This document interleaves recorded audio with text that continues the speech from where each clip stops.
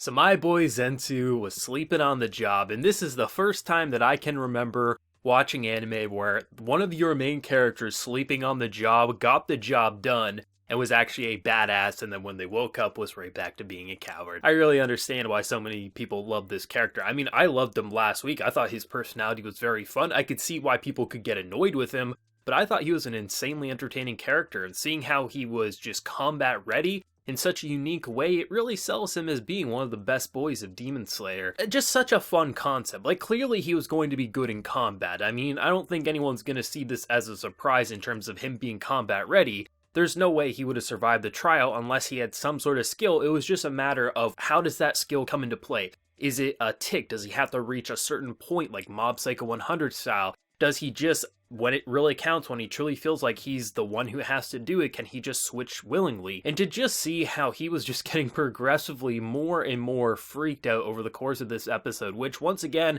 I enjoy his reactions. It's that very shonen design comedy overreactions, just saying, shit's going wrong, don't say this, Scooby-Doo style, and then in comes the villain just saying like, hey, I'm here to eat you, and he's saying, bitch, what did I say? Don't lure out the enemy. It's just that comedy that I loved. I thought it was funny last week, and I thought it was funny this week too.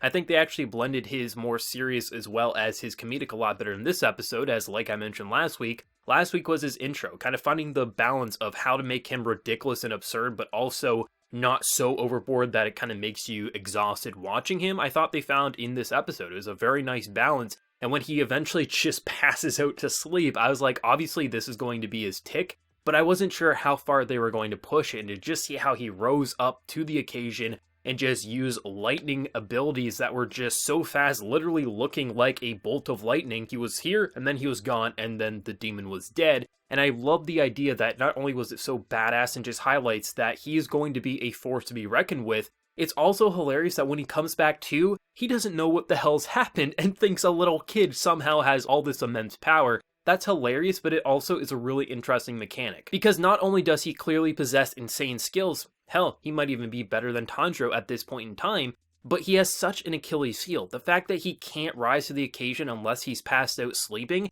that's such a weakness. Literally, I can already envision some comedy scenes of Tanjiro in battle being like, oh shit, I need some help. Him having a piece of lumber and smacking him over the head so he passes out. I don't know exactly like how far they're going to push the tick, if it's like whenever he's sleeping his defense mechanism, or he has to reach a certain level of fear, but it's just funny just thinking of what if, with how his abilities could activate just in the middle of combat, if Tanjiro needs to smack some sense into him. That's going to give a completely different meaning to the definition of smacking some sense into people. Holy shit, this guy is just such a fun character. He has a wild personality that's supposed to sometimes get under your skin, feeling as if he is too much of a coward, but clearly, when push comes to shove, this man is going to rise to the occasion. Maybe not willingly, maybe he won't remember it, but he is still going to be a very good addition to this party. I'm glad to see his abilities in full force here. This was a very fun episode for him. He definitely even rose up my rankings of characters I'm enjoying in this series. I thought he was great last week. I think he was excellent in this week's episode. Then when it came to Pigmass, holy shit, this guy is a complete opposite to what we see with Zenitsu. This man is just full-on assault. He wants to charge in. He doesn't even see what he's doing. He's having fun in what would probably be a playground to him.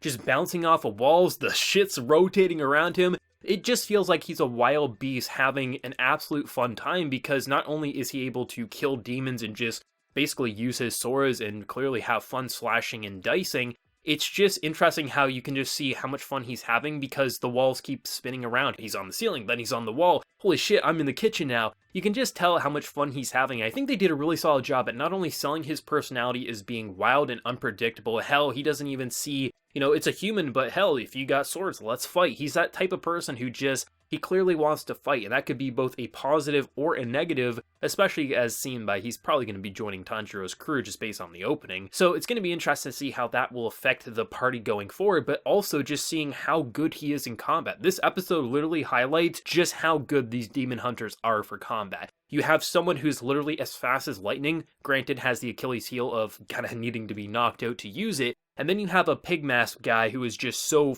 pure brute force and strength, but also doesn't really see his surroundings in the way that he should, which is also his Achilles heel in this episode. And I love that. I love seeing the difference in these party members and just seeing how far and just how insanely powerful they can actually go when they need to, but also how that can be a weakness for battle. And to no surprise, this battle is not even done. It didn't even really start for Tanjiro in this episode. It was more setup and preparation. But I think how they explored just this one demon, not only giving us some backstory and motivation, but also exploring the power system, how each of these drums can do a different thing, whether it rotates to the right, the left, the ceiling, switching rooms, as seen by the one kid actually having that one. Some of the demons kind of had a little bit of roughhousing and literally ended up having a kid have one of the most powerful abilities in this room, keeping him alive, which I'm really thankful that they explained, because how did this kid really survive in a warehouse full of demons? Well, he actually had one of their abilities handy, which is a nice way to tie up some loose ends that I was curious about. But just seeing how this demon, he doesn't even really have to fight, he just smacks a couple of buttons around, basically playing a video game, and everything is just easy for him. Tanjiro can't even get close because he is so wounded from the previous battle. He literally is feeling like he's ready to die. I love the idea that this battle didn't even start from until the end of the episode, but it was kind of giving him that motivation to rise to the occasion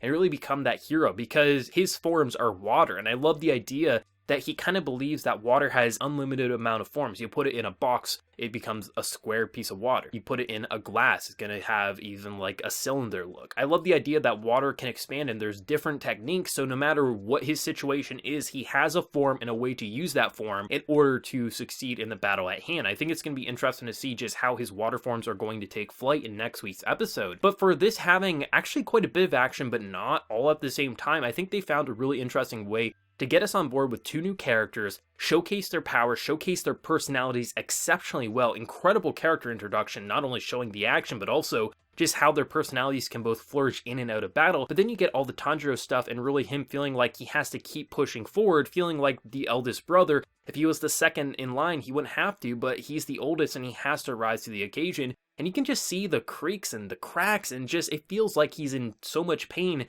but has no choice because the kids are in the other room smacking around the bongos, basically trying to stay alive while he has to take out a giant-ass monster. And I think it's so interesting that we have the big bad demon who, basically, in order to be one of his 12, you really gotta prove your loyalty and be able to stomach as much blood as he needs you to, and if you don't, he's gonna punish you, he's gonna demote you, hell, he might kill you. And the fact that these demons, because I think it's kind of interesting, but not like insanely clever, but it's a super solid way to kind of how demons can grow and evolve, because different humans will have different types of blood. We all have blood types, but the idea that this one rare blood type can kind of count as 50 or 100 humans, and they're all searching for that just because it tastes good, but also will insanely increase their power. It's kind of interesting, giving a personal motivation for this demon, because we've seen demons die and got the humanity to them, but actually seeing the personal motivations while they're still in their demonic lust, I think is an interesting way to go, because it makes sense, like, why are they all hanging out in this building? Well, sure, they want to eat, but they could just wander into a town, couldn't they? Like, why don't they do that at night? Just rip apart a couple of buildings. But this seems like the perfect hunting ground where they can just lure in the perfect type of prey, feed on what they need to, and grow insanely powerful, but also have a buffet just at their fingertips. And I think it's interesting just seeing how they're all trying to kill them, but all for seemingly different reasons. It seems like not all are trying to be one of the 12, but some are just feasting and trying to be fat asses, while the others are literally trying to get back their spot and kind of trying to prove themselves to their master, which is pretty interesting. The overall designs for the demons in this week's episode were insanely creepy. Of course, we got still one from last week, but then you just see slithering on the ground, long ass tongue,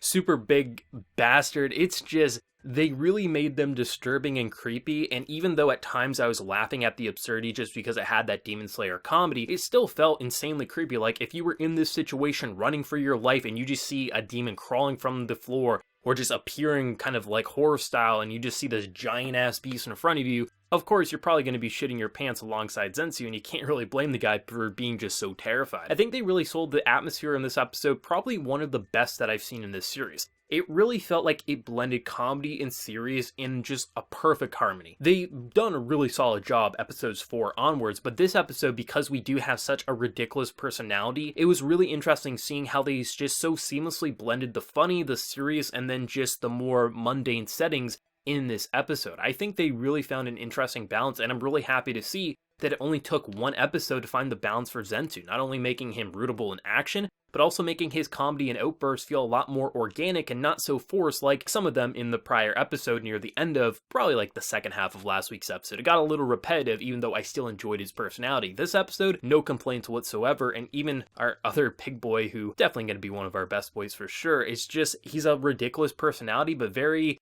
worthwhile crew member to have if you can tame him a little bit and get him on your side. This was just a really fun episode. It really felt like a setup episode, but at the same time felt just as fulfilling as any main action-driven episode where we have really interesting character motivation, struggles, and things like that. Just seeing how they're navigating this hell maze, it's really fun. I truly enjoyed this episode, and this just feels like a great fight to end the first core on. Just having just the perspective warp, you can only do this with 3D camera work and just the way Ufotable naturally and just seamlessly blends that 3D with 2D. You can't even tell it is 3D and 2D mixture half the time, maybe even 70% of the time, because they're just so good at what they do. And you really couldn't see another studio animating Demon Slayer at this point in time. Especially just seeing how all the demons are so unique, you really do need 3D movements and just objects to apply for so many things. The dodgeballs in last fight, and then just the whole idea of rooms shifting perspective. Like, there's no other studio, I think, who could really bring out the atmosphere just so perfectly as what's seen with Ufotable. And I'm really glad that this will be a 2-core series, because there's so much to explore, both with the powers, but also the characters. And I'm glad that Tanjiro will have some human companions, even if they will cause him some hardships and maybe a few headaches along the way. But let me know what everyone thought of this week's episode of Demon Slayer. Did you enjoy it as much as me? Your favorite moment? Let me know down in the comment section below. If you did enjoy, be sure to drop a like and also hit that subscribe button if you haven't been new. So until next time, everyone, please take care and have a good one.